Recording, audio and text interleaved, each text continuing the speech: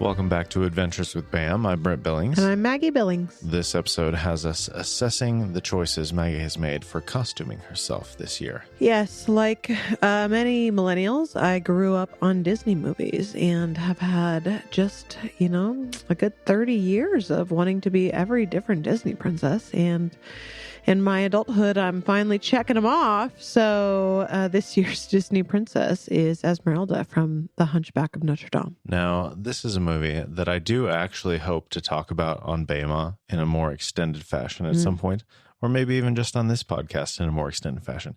I am not prepared to do that, but I would like to know a little bit about why you love the movie, why you love this character, and then beyond that, what you've done to costume yourself and how you have assembled the right pieces for that at a non-bank breaking budget. Oh my. Well, the movie, as many of you may know, is based on the book by Victor Hugo. Our English translation of the title is The Hunchback of Notre Dame. Ah, Notre Dame, as in something from France. Something from... What a wonder. Yes. Shocking. I'm pretty easy to figure out sometimes. Reasonably so. Indeed. The Disney movie is far different from the book, as many Disney versions of classic stories are.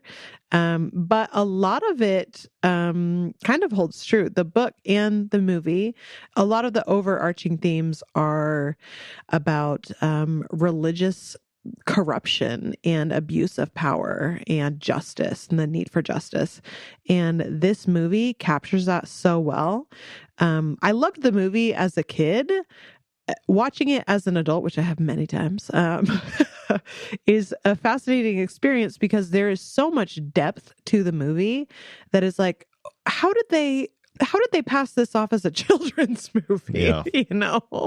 Like there's some dark stuff and there's some heavy stuff in there. And I mean, you can watch the movie and not think that deeply about it and enjoy it. Like it's beautiful. The animation's gorgeous. The music is stunning. Like the whole thing is just a really beautiful watch. But there's just so much depth to it too, especially if you care about a lot of these social causes and you care about justice for the weak. What I love about Esmeralda, aside from her, most little girls are like, she's a princess.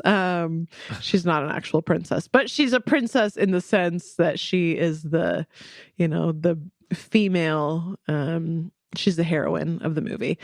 And I love her. She's a bit of an underdog in that she's part of a marginalized people group. But her fire for justice is... it's just so intense, and she just has zero tolerance for the nonsense that she sees, and it's just great to watch. So, Esmeralda's the best. The Hunchback of Notre Dame is the best. You should watch it. A lot of people are like, "Oh, I haven't seen that since I was a kid." Watch it as an adult. I beg you, please watch it as an adult. I think it's possible. I've only seen the movie like 2 or 3 times, because I do not think it was part of my regular rotation as a kid. I'm sure. And I've watched it at least once with you, Mm-hmm. and I agree with all of the things you've said. Mm-hmm. But if it is the best, why not until now to do the costume? This is a great question. I think my costumes through most of my life have come down to ease. What can I easily and at low cost throw together and make it work? And like many of us, I don't start thinking about my costume until the week of Halloween, and by then it's too late to really make anything work and feel like I've done it well. I'm trying to think what other princesses I've been. I know I was Belle one year. That was like 2013 or 14. Yeah. And that happened to be because my sister had a yellow prom dress that was a very similar like silhouette to, Belle's like yellow golden dress in the movie. And you were working in a flower shop. And I was working in a flower shop. And so there were roses. It felt like a good, the flower shop was downtown, and Moscow does, downtown trick or treat for kids. So it was super fun to be dressed up as a Disney princess, and all the little girls were like, it's Belle. And I was like, yeah, I get to be a princess. So that was cool. I'm trying to think of what other princesses I've pulled off. Can you think of any in our marriage? I don't know. There's been several years that I was Chewbacca, which is not a Disney princess. I mean, kind of now. But that was fun.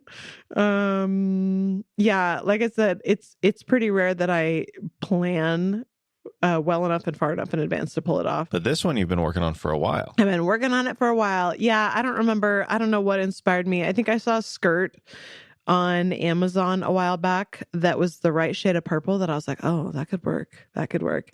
So I think I put it on like my Amazon wish list, and your mom got it for me for my birthday. And I was like, it has begun. The costume compilation has begun. So I've been slowly piecing together things. So I've got a skirt, and surprise, surprise, it was not the same color in person as it appeared on Amazon. Like they actually changed the display picture on Amazon because it was so far from the right color, and many people noticed it. So I need to dye the skirt because right now it's just pink.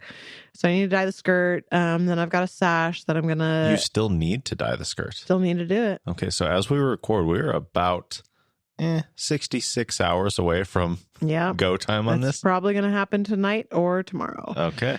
We'll see. Gotta dye the skirt. I have a little like sash. Here's my problem. Sidebar. When you look up, if you just look up the animated Esmeralda from Hunchback of Notre Dame, there's her costume, right? And then you look up Esmeralda costumes, it basically, a lot of the costumes I see exactly match what she's wearing. Plot hole, though, if you're a gypsy living in the catacombs of Paris and you're a marginalized people group, your colors of your outfit are not going to be that saturated and that vibrant and that bright. So when people dress up as Esmeralda and they just look like the cartoon stepped out of the screen, that bothers me because my thing is, I'm like, no, I want to look like I want to be wearing what feels realistic. Like have the costume, but the colors need to be, less stark.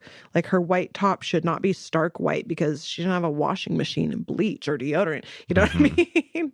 So my top will be like a cream color. And anyway, and then I've got like a green corset top that I'll wear over it, and some coins that I'm going to sew to a sash that will go around my waist, and some jewelry. So, we'll have to take pictures at Halloween if it all turns out and see how it comes together. But I'm optimistic. If Halloween's a total failure, then I guess we'll do something else. But at this point, we're planning on a recap episode next week with a accompanying blog post and photos and everything. We'll talk all about what Darius and Torrin have done and